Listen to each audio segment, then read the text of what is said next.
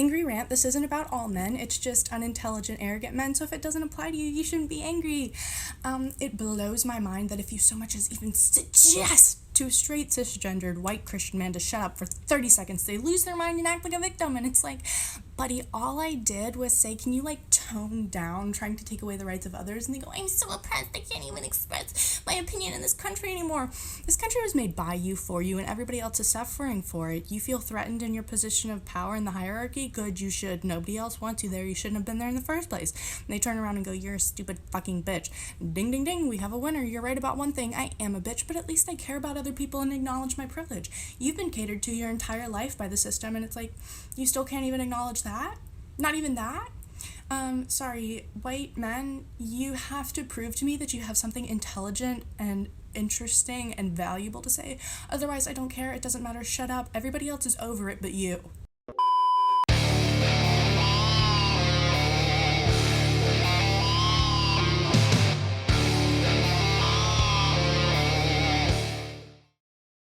Yo, what is going on, guys? It is Taylor The Fiend back again with another response video. And guys, before we jump into today's episode, don't forget to subscribe on your way in, and don't forget to subscribe to our newest member of Fiend Gang, Detective Warg. His channel will be linked in the video description. But without further ado, let's jump into the rest of today's video.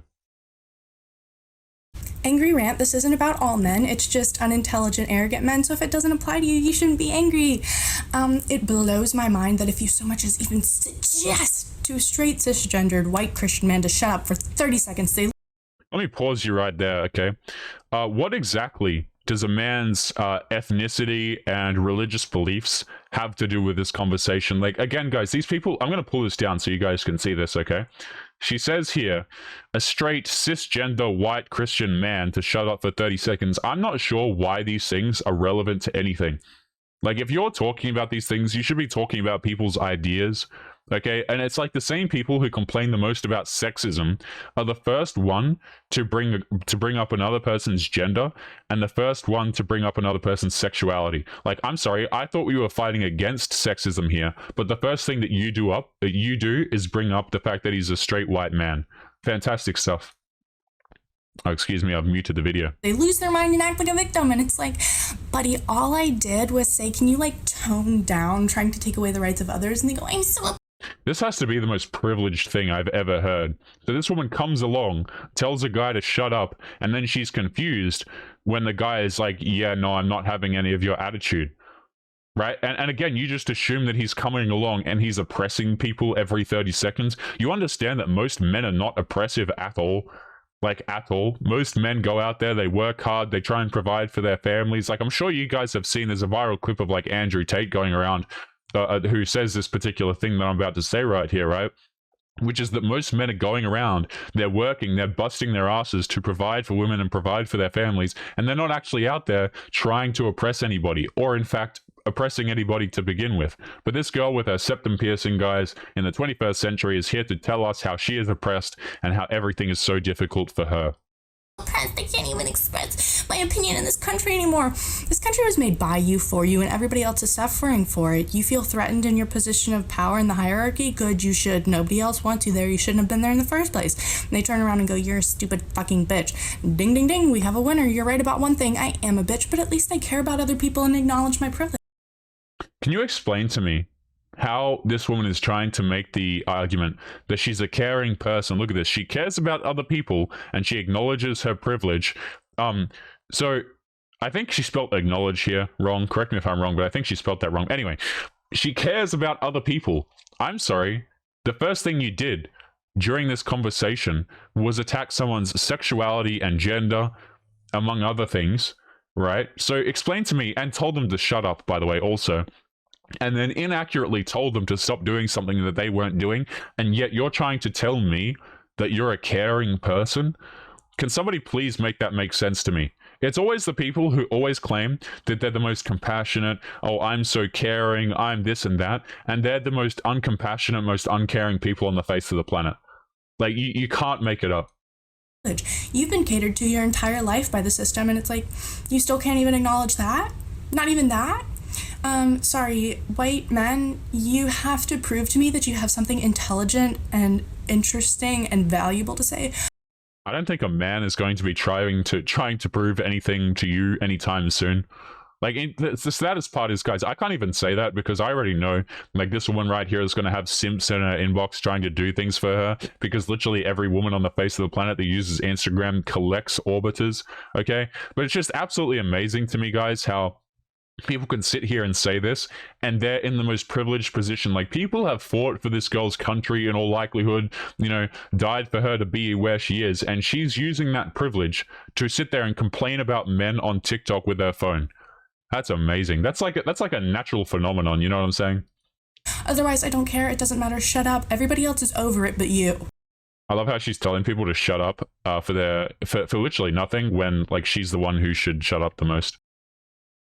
Ladies, a man who is 30 and older and is still single is a red flag. Because why is he still single? What is he still out here searching for? Maybe he just got to the position in his life where he's actually attracted to women. You see, what this girl's trying to do is she's trying to reverse the logic of a lot of men, a lot of content creators will come along and say, look, a woman who is over 30, she's fairly useless. What does she bring to the table? She'll often have a lot of red flags, right? And the reason why content creators and a lot of men hold this opinion is because it's true. Now, she's trying to turn around the logic and say, oh, well, a man over 30 who's single is a red flag. But what this woman fails to consider is that a lot of men only become attractive after 30, especially if they're not genetically gifted. Why? Because men have to work to become attractive, right? No girl wants to sit down and get with a guy and have a long-term relationship with a man who doesn't have the confidence, who isn't established, who can't spare the time out of his day because he's working at McDonald's. Like, it takes time for a man to become established and a man to become respected and kind of grow into himself, right? That's the reason why. It's because a guy can work till 30 years old and he can only become attractive, for example, after 30. Like, he can spend his whole life grinding and then he'll eventually get to that point. Not to say that it takes until 30 to do this, but that's why it exists. Because a lot of women will look at you like you're a joke. Like, if you're an 18-year-old guy, right, and you're a skinny dude and you play video games all day and you're not very confident, a lot of women will just look at you as though you're a straight up joke. Okay, it takes time for men to build these things, and this woman's logic, it just doesn't apply because she can't see that. Like, she doesn't understand what women are actually attracted to. When his mates were marrying their high school sweethearts and their college sweethearts, what was he doing? Why Working and grinding, probably. hasn't any good woman, any God-fearing woman made him a husband yet? See, you've got this the wrong way around. Women don't make men a husband. The only time a woman makes a man a husband is when the husband is weak, you understand? Men make women wives. You have this the wrong way around, by the way. But first of all, you have this the wrong way around. Second of all, he is probably spending his time grinding, hopefully. Maybe he wasn't in a position in his life where he figures it's a good idea to have a girlfriend who is going to make into a wife. Maybe he needed time to save for a house and be able to provide for a family before he actually begins one. But of course, these things are never considered. And you can sit there and you can say, oh, well, men over 30 are a red flag. It's like, okay, how about the woman gets to 30 and she provides for the man? But none of the women want to provide for a man. Like, yeah, there'll be girls here and there who'll be happy doing the working, blah, blah, blah. But I would argue that the majority of women, guys, if they had the option, would prefer to be the one that's provided for and, have a stable environment for the family if they wanted to go forward with that. But of course, like, they just never see it that way, right? Obviously, such men are for the streets. They have been run through by so many women and so therefore are overused. A lot of men who reach the age of 30 have lower body counts than women who are 20. So your logic is just completely lost right there. Right? Again, like, notice how she's trying to turn this on its head, but she just doesn't understand the concepts at all. So it doesn't make any sense. Like, yeah, you can say, oh, men who are over 30 are ran through. Let's just say that the guy who's over 30 is ran through. First of all, he typically had to do something in order to get ran through, as opposed to just go to the club on a Friday night. Like, it just, and second of all, even if he was ran through, he would probably have a lower body count than a woman who's 21 in the year 2022. Avoid such men at all costs. 30 and older and still single? Red flag. God forbid. I was out yesterday, and this is everything I told men who bothered me. This guy was literally screaming at me because I wouldn't do a shot with him. So I told him that he was way too short to have this much attitude, and he left in 3, 2, 1. Yes, you go, queen. Just tell men to screw off. And by the way, you ever notice how a lot of these situations when women are describing, oh, a guy's hitting on me, is like things that are perfectly explainable? Like maybe the dude was shouting because you two were having a shot in a club. Like that would make perfect sense to me. But of course we have to get on TikTok and go, oh, men are bad because they hit on me. And look how many men I rejected. I'm so strong and empowered. Like all it just shows is that you're allowing a whole bunch of dudes to hit on you and you think it makes you look valuable. Disappeared. Someone approached me to ask for my Snapchat, and I said he was too old to be acting like this and he should probably get a job in LinkedIn. And what exactly are you doing? Right? Going around receiving propositions from men in nightclubs about your Snapchat and Instagram? Wearing mesh shirts out to get hit on by dudes? I mean, you're criticizing a guy and saying that he should be more mature. Where exactly is your maturity? And a guy was bothering my friend because she was ordering a wet from the bar, telling her how disgusting they taste. And I was like, first of all, how would you know, sir? How would you know what it tastes like? Yeah, so a guy is having a conversation with her friend, and then what is the thing that she does? She gets on TikTok, and she basically attacks his sexuality, attacks his masculinity, right? Oh, you get no women, you can't get laid, all of this kind of shaming bullcrap. Communication is seen as weak from us because when we try to open up to y'all, you know, that's one, seen as weak, but then two, when we do open up and become vulnerable, a lot of times we get shut down. So we just quit off the rip. Like a lot of men are like one and done. We learn. Look, notice how this woman right here is laughing, by the way. Like this man, excuse me, just brought up a very important point, which is that a lot of men don't open up to women because they get slammed for it. You know, and it's a very unproductive thing to do a lot of the times. And then what does this woman right here do? She snorts. Like she just instantly proves his point. She just sits there and she snorts because she thinks, oh, well, it's not true. Oh, wow, that's funny.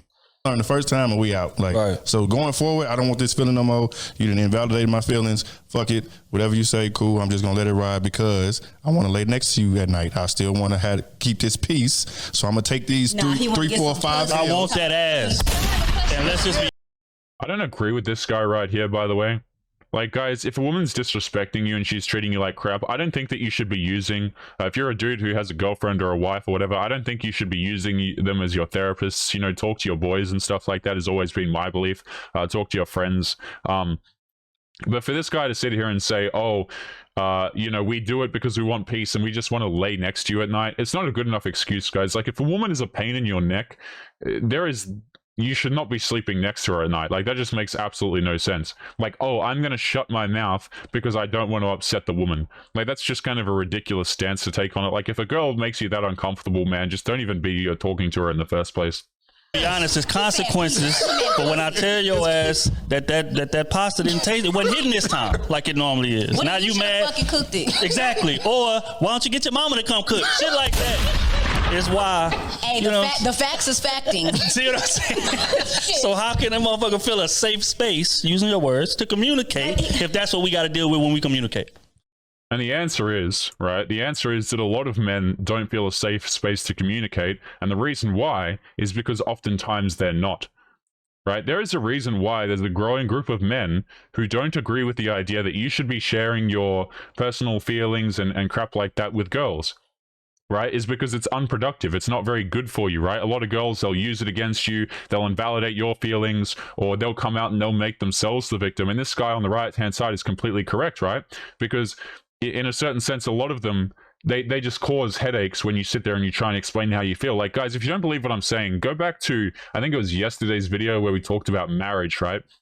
A guy raised a very important concern where he was talking about he feels like a wallet in his relationship as a husband, a very valid concern. And then this woman turns around and says, oh, well, he puts himself in that position and you deserve to be a wallet basically because, you know, you don't act XYZ and all of this kind of crap. A lot of the times when men open up, particularly to women, they get shut down, treated like crap, and viewed as weak for it. And that's why a lot of men don't open up to women. Normalize this, normalize that. I think we should talk about what we should denormalize. Like, what should we start making people feel is super weird, like they're the only person who does it? And I think our first victim should be men who don't do housework. Oh, you don't clean? Like at all?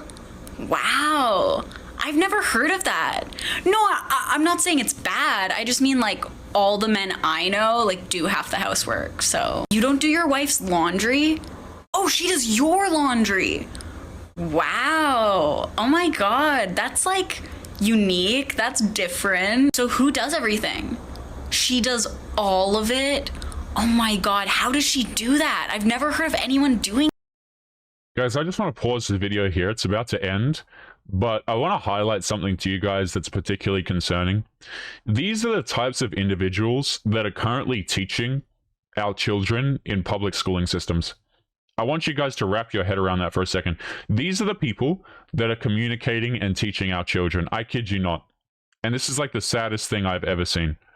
Right? Because they come along and what they do is they try and make a point by like reversing what they've heard in the real world, and they'll go, oh, you know, men talk about this, or this gets shamed this way, and maybe it's shamed for a particular reason. Do you ever consider the fact that maybe a lot of girls just going around sleeping around is shamed for a reason? It's almost like it damages the family unit, and that's the reason why it's shamed. So these people get on the internet and they think, oh, well, I'm going to shame men for this behavior. You understand that a lot of husbands, the reason why they do less housework, not even all of them, a lot of husbands do housework anyway, but a lot of the reasons why men, for example, might not do housework is because they're trying to go out there and provide for their family, especially in the year 2022, when a lot of these situations require, you know, it's very difficult to make life work off of a single income to a family.